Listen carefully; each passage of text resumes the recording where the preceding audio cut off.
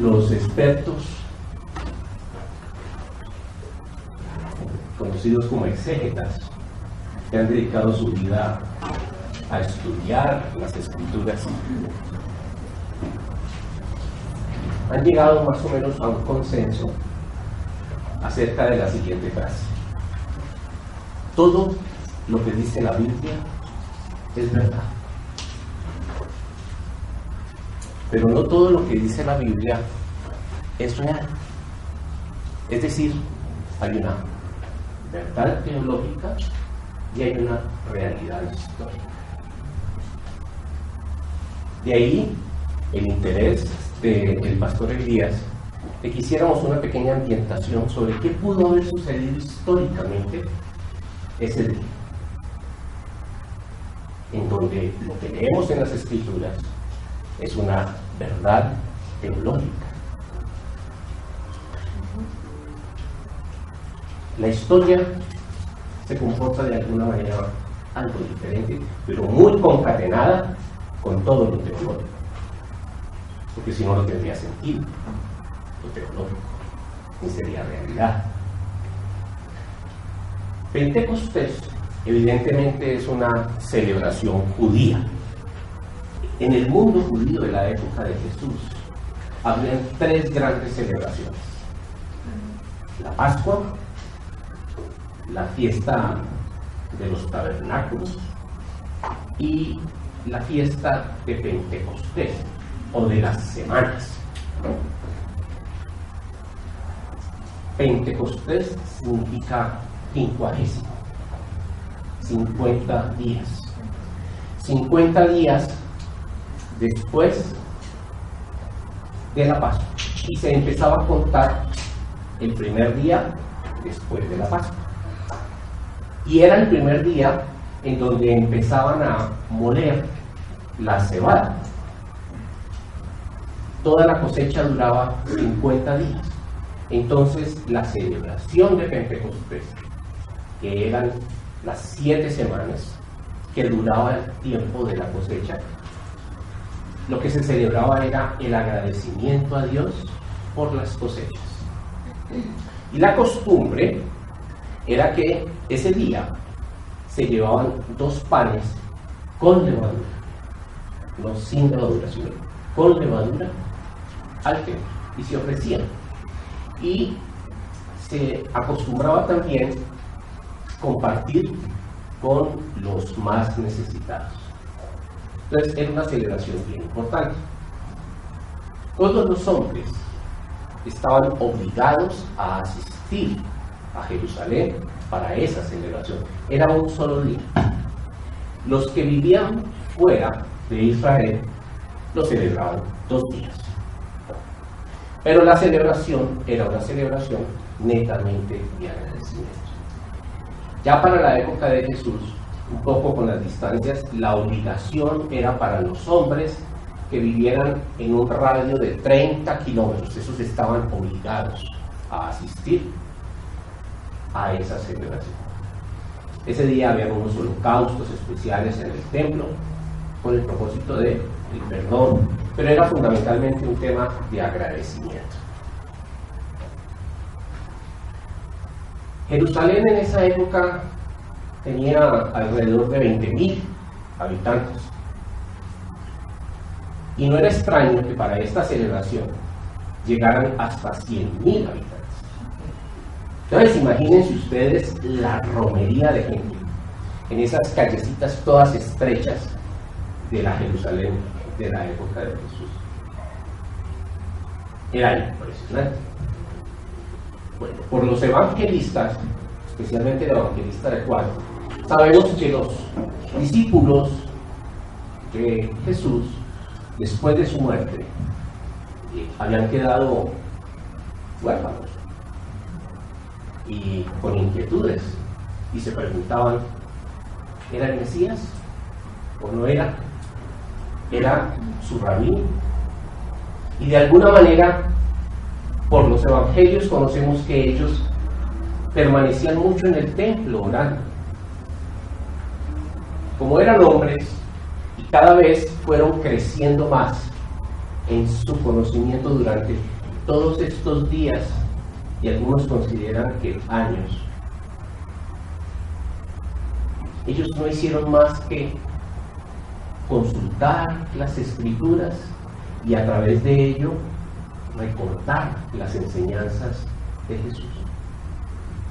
Y en ese ejercicio de recordar y de leer y de mirar y de escudriñar las Escrituras, fueron reconociendo el papel de Mesías, el papel de ungido. Y cada vez se fueron apropiando más de las expresiones y de las enseñanzas de nuestro Señor Jesucristo. Parece ser que estamos en el año 30. Hay la celebración de Pentecostés. Ellos son judíos y están en Israel, en Jerusalén. Y están reunidos en un aposento. Ya ellos tienen mucho conocimiento, ya han reconocido mucho las enseñanzas de Jesús, ya se han apropiado mucho del Señor, ya lo han reconocido más, no tanto como el rabí, sino verdaderamente como el ungido de Dios.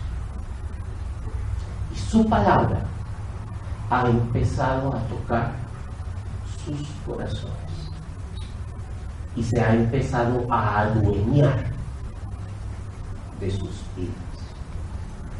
Están reunidos orando. Curiosamente, no están orando en el templo, están orando solos.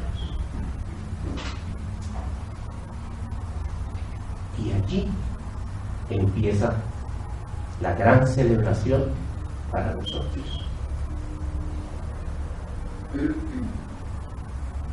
Allí sucede un evento que podríamos decir misterioso, milagroso, y es que una fuerza inesperada, inexplicable, se apodera de ellos. Y a partir de allí nace la Iglesia de Jesús, lo que conocemos hoy como el cristianismo, lo que somos todos nosotros. Llego hasta aquí, prometido, pero además porque esa va a ser parte de la exposición de la predicación de hoy. Eso es un poco la historia. Les invito a que leamos el texto que está en el libro de los Hechos de los Apóstoles, el capítulo 2, de los versículos 1 al 21. Cuando llegó el día de Pentecostés, estaban todos unánimes, juntos, y de repente vino del cielo un estruendo como de un viento recio que soplaba, el cual llenó toda la casa donde estaban sentados. Y se les aparecieron lenguas repartidas como de fuego, sentándose sobre cada uno de ellos. Y fueron todos llenos del Espíritu Santo, y comenzaron a hablar en otras lenguas, según el Espíritu les daba que hablasen. Moraban entonces en Jerusalén judíos, varones piadosos de todas las naciones bajo el cielo.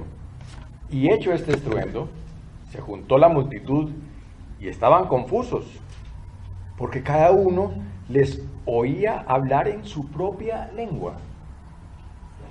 Y estaban atónitos y maravillados, diciendo: mirad, ¿no son galileos todos esos que hablan? ¿Cómo pues les oímos nosotros hablar cada uno en nuestra lengua en la que hemos nacido? Partos, medos, elamitas, y los que habitamos en Mesopotamia, en Judea, en Capadocia, en el Ponto y en Asia, o en Frigia y Panfilia, en Egipto y en las regiones del África más allá de Cirene, y romanos aquí residentes, tanto judíos como prosélitos, cretenses y árabes, les oímos hablar en nuestras lenguas las maravillas de Dios.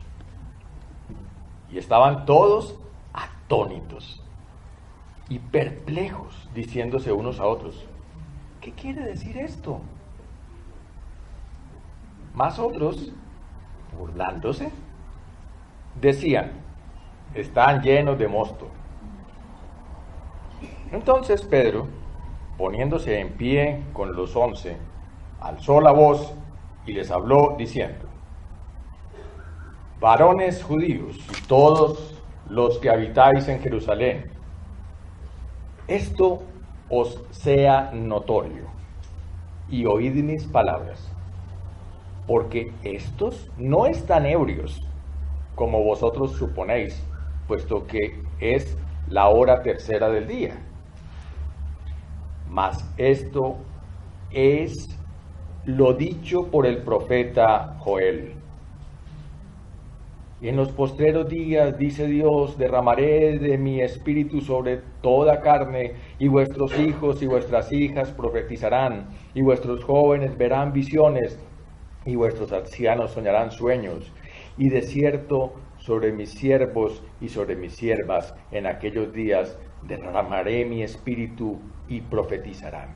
Y daré prodigios arriba en el cielo y señales abajo en la tierra: sangre y fuego y vapor de humo.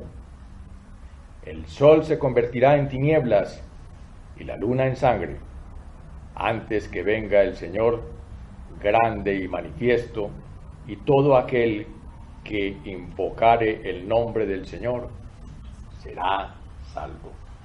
Esta es palabra de Dios. Muy buenos días. Vamos, por favor, a la lectura del Evangelio del día de hoy, que es el Evangelio de Juan. Nos ubicamos en el capítulo 15, los últimos 2 versículos, y luego en el capítulo 16 vamos a leer de corrido, desde el 1 hasta el 15. Sería bueno que lo buscáramos, y me imagino que hay diferentes versiones, entonces eso también nos va a ayudar en el proceso de la predicación. Dice así desde el capítulo 15, el versículo 26. Cuando venga el Consolador, a quien yo enviare del Padre, es decir, al Espíritu de verdad que procede del Padre, Él dará testimonio de mí.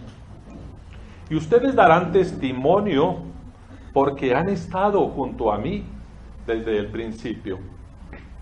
Estas cosas les he dicho para que no tengan tropiezo. Los expulsarán de las sinagogas, pero viene la hora cuando cualquiera que los mate pensará que así rinden servicio a Dios. Y harán estas cosas porque no han conocido ni al Padre ni a mí. Pero les he dicho estas cosas para que cuando llegue la hora se acuerden de que ya les había hablado de ellas.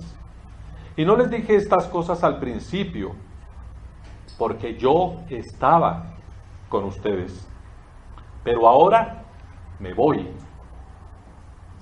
al que me envió. Y ninguno de ustedes me pregunta: ¿a dónde vas? Pero porque les he dicho estas cosas, la tristeza ha llenado su corazón.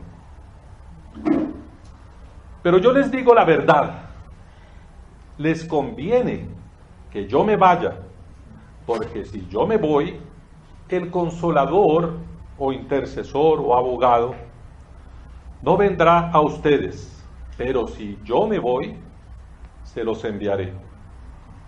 Y cuando Él venga, convencerá al mundo de pecado, de justicia y de juicio. De pecado porque no creen en mí. De justicia porque yo voy al Padre y ustedes no me verán más. Y de juicio porque el príncipe de este mundo ya ha sido juzgado. Aún tengo muchas cosas que decirles, pero ahora no las pueden soportar. Pero cuando Él, el Espíritu de verdad, venga, los guiará a toda verdad, porque no hablará por su propia cuenta, sino que hablará todo lo que yo le diga, y les hará saber lo que habrá de venir. Él me glorificará, porque tomará de lo mío y se lo hará saber a ustedes. Todo lo que tiene el Padre es mío. Por eso les dije que Él toma de lo mío y lo hará saber a ustedes. Esta es palabra de Dios. Ustedes se dan cuenta que este es un tiempito antes, más o menos el contexto que esta lectura, esta palabra que el Señor les está hablando a sus apóstoles, se ubica un poco después de la Santa Cena, los últimos días del Señor Jesús sobre la tierra antes de ir a la cruz, y Él ya está preparando a sus apóstoles para que ellos retomen el ministerio una vez Él ascienda a los cielos. Pero les dice, esto no va a ser fácil, porque ustedes van a sufrir persecuciones y deberán afrontar al mundo. La palabra mundo ahí es el cosmos, en griego, que odia al Hijo, porque el Hijo les expuso su pecado, y el Hijo les expone el pecado, y los hace responsables de ese pecado. Dice ahí la palabra que se cumple, me aborrecen sin causa. Y ninguno de ellos tenía conciencia realmente de la misión del Señor Jesús. Muchos pensaban que la misión era solamente ahí para el pueblo judío, y que Él venía como el Mesías del pueblo judío, y que iba a reivindicar el pueblo judío. Pero la verdad, el Señor les estaba diciendo que su ministerio iba un poco más allá de lo que ellos estaban pensando en ese momento. Que no era solamente para el pueblo judío, sino era para todas las naciones de la tierra, y que Él tenía que inevitablemente pasar por la muerte en la cruz.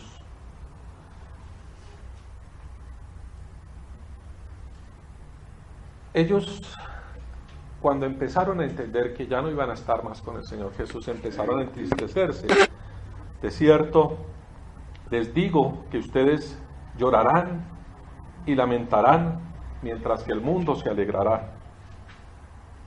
Pero aunque ustedes estén tristes, su tristeza se convertirá en gozo, les dice el Señor un momento después. Así que es un contexto un poco paradójico, porque ellos reconocen a su Mesías, reconocen que Él era el Señor, pero ahora reconocen, ¿y cómo así que el Mesías va a ir a la cruz? ¿Cómo así que el Mesías va a tener que pasar por esta situación? Pero el Señor les dice, tranquilos, porque ahí les da la promesa, porque yo les voy a enviar al Espíritu Santo.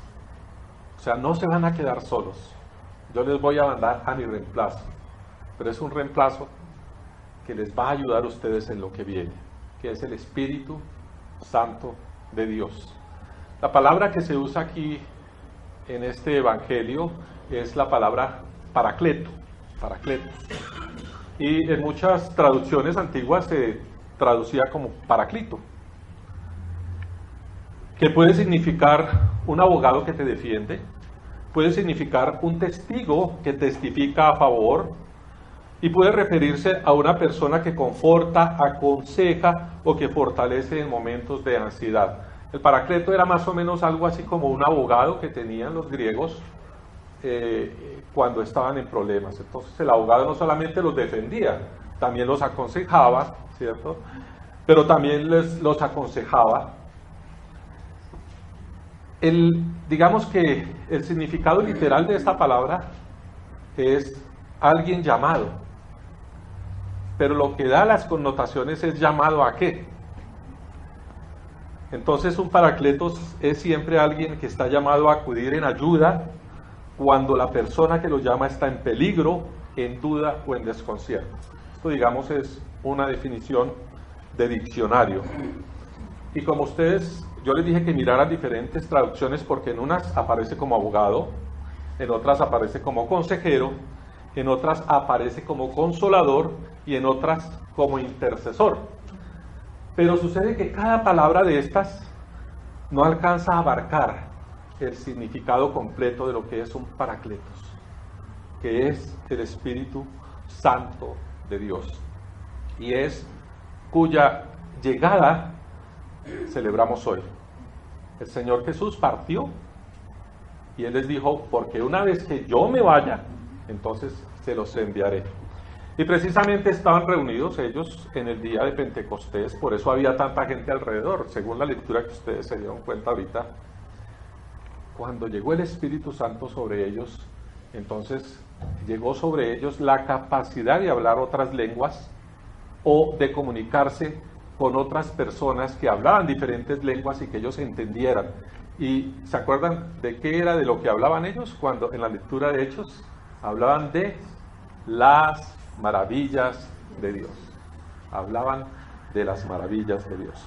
O sea que cada persona que llegó a esa celebración, como él dice, eran 20,000 y más o menos 100,000 llegaban para esa época, eran muchas personas. Escuchaban de las maravillas de Dios. Así que por eso es que nosotros como iglesia cristiana celebramos también ese mismo día que coincide con la Pascua, nuestro Pentecostés, y lo asociamos con la primicia del Espíritu Santo. Como dijo Elías, me parece muy lindo porque a su pueblo en el tiempo de Pentecostés le había dado la ley, la palabra, ¿cierto? A nosotros nos da la primicia del Espíritu Santo de Dios. Y Jesús no solamente promete la llegada del Espíritu Santo, les promete, sino que les promete lo que hará en sus vidas. Por eso yo esta prédica la he titulado El Espíritu Santo, una promesa cumplida. ¿Y cuáles son esas otras cosas que irá a hacer el Espíritu en ellos y en los creyentes que les menciona el Señor Jesús? Dice, Él confortará, los confortará. Como ya hemos mencionado antes, los apóstoles aún no tenían ni idea de las tribulaciones que se les iban a venir. Ellos habían caminado con Jesús, habían escuchado su llamado, se habían arrepentido, se habían convertido, lo habían reconocido como el Mesías de Dios y habían presenciado sus milagros, habían presenciado cómo el Espíritu de Dios hacía poderes y prodigios a través de nuestro Señor Jesucristo. Pero sin embargo, en sus mentes solo estaba la restauración del orden de Israel, una purificación social y religiosa era lo que ellos esperaban, pero para nada eran conscientes hasta ese momento del tamaño del proyecto divino que tenía en su mente y en su corazón la Santísima Trinidad, que era la restauración de todos los pueblos de la tierra. Así que ellos no tenían hasta ese momento motivos para suponer o para pensar que Cristo debía morir y que debía dejar este mundo tan tempranamente. Ellos pensaban que iban a tener un largo ministerio junto al Señor Jesucristo, pero tampoco se les pasó por su mente que iban a sufrir persecución. ¿Por qué vamos a sufrir persecución si el Mesías está junto con nosotros? Pero al darse cuenta de la situación, dice la palabra que ellos se entristecieron, en cierta forma estaban como negando lo que iba a suceder. El Señor le dijo: antes, porque os he dicho estas cosas, tristeza ha llenado vuestro corazón. Y sin embargo el Señor les anuncia persecución, les anuncia que tendrán negación, les anuncia que los tendrán expulsión, discriminación y aún hasta la muerte. Y todo eso tenían ellos que afrontarlo sin la presencia física de nuestro Señor. Y si uno se da cuenta, esta reacción del cosmos, del mundo hacia ellos, es una reacción que es una reacción normal, porque es el Espíritu de Dios, es Cristo exponiendo el pecado del mundo. Acuérdese que él hablaba el príncipe de este mundo. Cuando él habla del príncipe de este mundo o el príncipe del cosmos, se está refiriendo a Satanás, se está refiriendo al mal. Y el mal que tiene atrapado a los que viven en el cosmos, él va a luchar, y va a hacer lo posible porque todas estas personas no sean arrancadas de su lado y se pasen al lado del Señor Jesucristo. Por eso les envía a el Consolador para que los ayude en esta tarea, porque no es una tarea fácil de afrontar de ahí en adelante. El Consolador, a quien yo enviaré del Padre, el Espíritu de verdad, al cual procede del Padre. Porque este Consolador, el Espíritu del Señor, tiene el poder para hacer posible la conversión del hombre.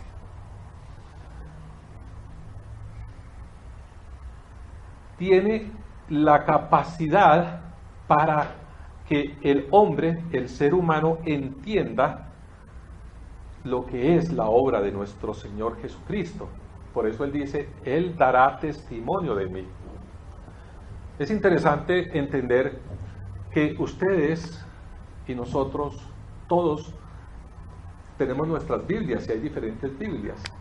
Pero ¿cómo nos llegó esas Biblias a nosotros el día de hoy? Estamos hablando de esa palabra que fue escrita en el Antiguo Testamento, ¿cierto? En la época de los judíos, y luego el Nuevo Testamento. ¿Cómo llegó eso a nosotros hasta hoy? Llegó porque personas fueron tocadas por el Espíritu Santo cuando el Señor Jesús estaba con ellos. Él les dijo que una vez que Él partiera, el Espíritu Santo les iba a recordar todo lo que fue el ministerio y lo que Él les había dicho. Usted no se preocupe, porque cuando yo me vaya, el Espíritu les va a recordar todo. Y entonces ahí fue cuando empezó a escribirse las Escrituras por personas que fueron tocadas, fueron sensibles al Espíritu Santo, y le recordó todo eso a los apóstoles. Fue escrito y llegó hoy en día hasta nosotros. Así que cuando nosotros hoy tomamos una Biblia, podemos ver y escuchar lo que el Señor Jesús le dijo a los apóstoles en ese tiempo de ministerio. Por la acción del Espíritu Santo estamos recibiendo testimonio de ellos a través del Espíritu Santo que les recordó todas esas cosas. Así que es muy importante entender que el Espíritu Santo hoy, a través de la palabra que nosotros tenemos escrita, a través de la revelación que dejó nuestro Señor Jesucristo, también es que nosotros podemos entender. Por eso la palabra dice: escudriñad las Escrituras, pues a vosotros os parece que en ellas tenéis vida eterna, y en ellas son las que dan testimonio de mí. Como escuchamos en la lectura de Hechos, efectivamente, una vez el Señor ascendió a los cielos, a la derecha de Dios Padre, el Espíritu Santo vino sobre ellos y los llenó de valentía, los llenó de coraje. Acuérdense que ellos estaban reunidos, pero estaban asustados porque su maestro había acabado de ser asesinado, había muerto en la cruz. Ellos estaban muertos del susto. ¿Y qué vemos en la lectura de Hechos? Que ahí mismo empezaron a predicar. Entonces, el Señor Jesucristo, el Espíritu Santo, los conforta, les da la valentía necesaria para cumplir la misión que el Señor les había dejado, que era la de llevar el Evangelio a todas las naciones. Otra cosa que hará el Espíritu Santo es convencerá. Jesús comunica a los apóstoles que Él tiene que partir de manera que el Espíritu Santo pueda dar comienzo a su obra. Dice, os conviene que yo me vaya, porque si no me fuese, el Consolador no vendría. Pero si yo me voy, yo os lo enviaré. Entonces, con estas palabras, los discípulos reciben el consuelo de saber que, aunque no va a estar nuestro Señor Jesucristo en la presencia física, la acción de Dios en la tierra se va a seguir dando, porque el mismo Espíritu de Dios va a estar acá.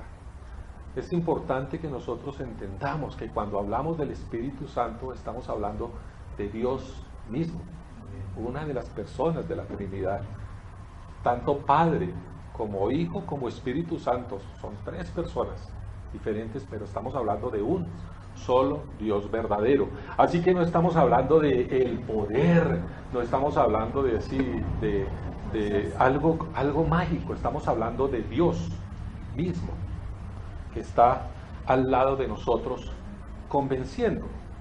Dice que Él va a convencer al mundo, a las personas, de su pecado, de justicia y de juicio. Nos frustramos muchas veces cuando nosotros compartimos a una persona y la persona no entiende, no acepta el Señor. Pero en vano sería que nosotros tuviéramos los mejores argumentos, que fuéramos las personas más convincentes de este mundo. Si el Espíritu Santo de Dios no toca a esa persona y la convence, no hay nada que hacer. La primera parte que dice que convence de pecado. La primera y necesaria obra es mostrar la realidad y la gravedad del pecado, que generalmente es alrededor que gira la problemática del ser humano y cómo este ser humano se desempeña frente al pecado. Jesús nos dice ahí que la incredulidad en Él y en su obra de redención es la forma como ese pecado muestra la resistencia. Dice, por cuanto no creen en mí. Así que nosotros estamos llamados a compartir de las maravillas de Jesús, a compartir de la salvación de Jesús. Pero el que convence a las personas de su pecado es el Espíritu Santo. De justicia.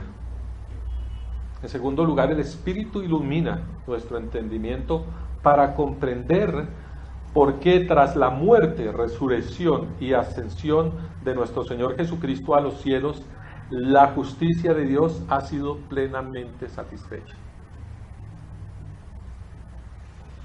Dice que la redención y la salvación se daba en el Antiguo Testamento a través del derramamiento de sangre, a través de un cordero que debía ser muerto, ¿cierto? Y Jesucristo ocupó ese lugar.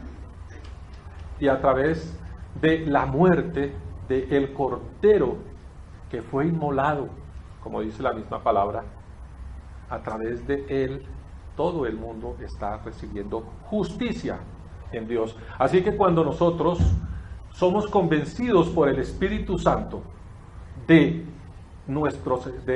la obra de nuestro Señor Jesucristo, estamos siendo justificados. Ya somos justicia delante de Dios. Así que ahí es cuando dice, convence de justicia. Justicia por cuanto voy al Padre y no me veréis más.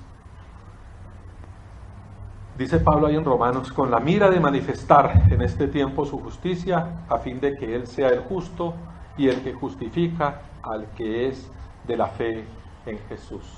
Así que la fe en Jesús nos justifica delante de Dios, nos hace libres de pecado por el sacrificio expiatorio de nuestro Señor Jesucristo a nuestro favor. Y de juicio, dice, la obra incluye igualmente anunciar la derrota absoluta de Satanás y sus huestes, proclamar que aquellos que perseveran en el mal ya han sido en realidad juzgados. Por eso dice el Señor, por cuanto el príncipe de este mundo ya ha sido juzgado. Jesús en su cuerpo humano tenía las mismas limitaciones que tenemos nosotros, las limitaciones de la carne, las limitaciones físicas que tiene todo ser humano. Él no podía alcanzar sino un pequeño puñado de personas que estaban a su alrededor, hombres y mujeres que lo seguían a donde quiera que él iba. Pero el Espíritu Santo de Dios, por ser Espíritu, tiene un alcance diferente. El Espíritu Santo de Dios, por ser Espíritu, tiene un alcance universal. No está limitado por la parte física de la carne, que era la que tenía nuestro Señor Jesús. Entonces, por eso Él les dice, les conviene que yo me vaya, porque una vez se vaya, el Espíritu de Dios tiene alcance, pero además el Espíritu de Dios puede habitar y morar con nosotros, en consonancia con nuestro espíritu. Por eso es que dice que todos venimos a ser templos del Espíritu Santo, porque el Espíritu Santo de Dios entra a convivir con nuestro espíritu. Ahora, no podemos entender plenamente el misterio de la conversión, de la obra invisible, para saber en qué momento el ser humano, hombre o mujer, decide doblegarse su espíritu a la obra del Espíritu Santo. No sabemos en qué momento es ese, pero cuando lo hace, el Espíritu Santo comienza a dar testimonio al espíritu de la persona que empieza a creer y empieza a crecer, empieza a entender lo que es la obra de nuestro Señor Jesucristo. Más adelante en Hechos se referían, dice, pero ustedes son duros de cabeza y de corazón y de oídos, siempre se oponen al Espíritu Santo, porque son iguales que sus padres. Entonces llega el momento en que nuestro espíritu se doblega ante el Espíritu Santo y es cuando empezamos a creer. Es cuando empezamos sinceramente a entender y a apropiarnos de la obra de nuestro Señor Jesucristo, de la obra de salvífica de nuestro Señor Jesucristo. En estas palabras de Jesús podemos entender y ver la secuencia de aquellas verdades que nos son necesarias entender y creer. Primero, el rechazo al pecado, la justicia de Dios en Cristo y la derrota del mal y sus consecuencias eternas. Esto no es algo teológico, es algo real en nuestras vidas. Y todo esto conocimiento no lo va a proveer abundantemente nuestra inteligencia. Lo va a proveer la acción del Espíritu Santo cuando nosotros leemos las Escrituras. Cuando nosotros leemos las Escrituras con el Espíritu, con la unción del Espíritu Santo adentro, es cuando nosotros se nos revela la verdad de la salvación de nuestro Jesucristo.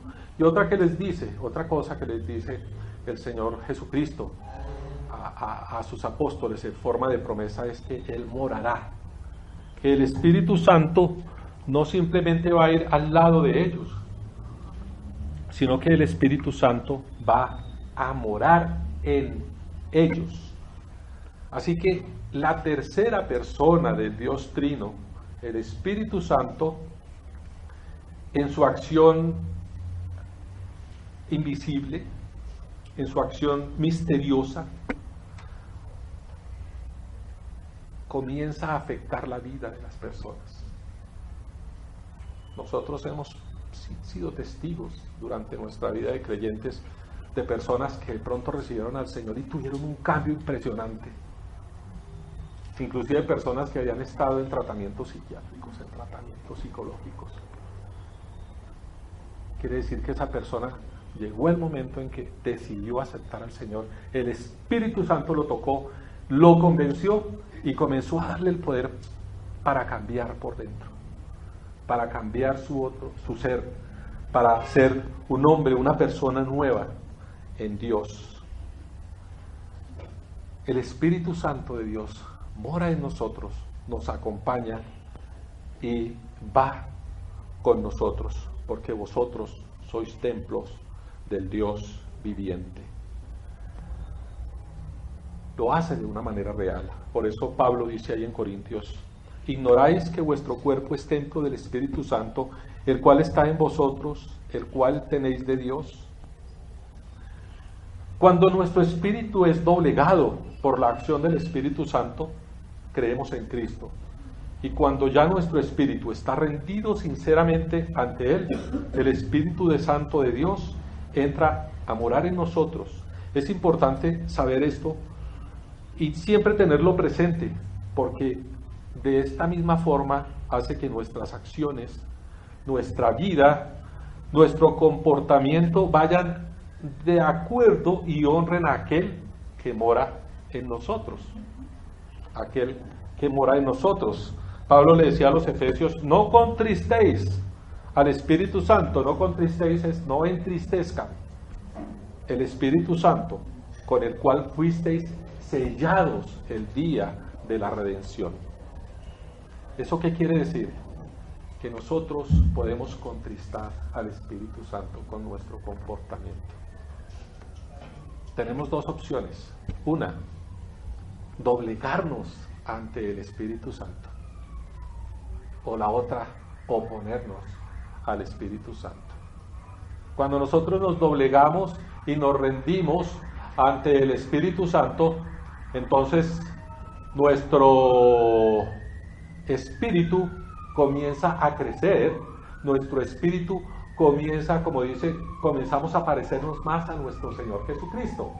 ¿Eso qué quiere decir? Que el Espíritu Santo está dando testimonio a nosotros, ¿de quién? De Jesús. Y no es algo mágico.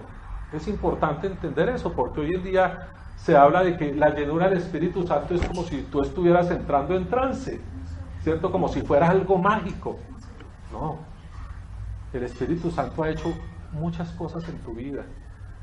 Si tú eras una persona así, asá, y de pronto eres hoy diferente, es porque el Espíritu de Dios ha moldeado tu carácter, ¿cierto? El Espíritu de Dios da unanimidad, el Espíritu de Dios da concordancia entre todos nosotros, a pesar, como dijo, de que somos de diferentes confesiones.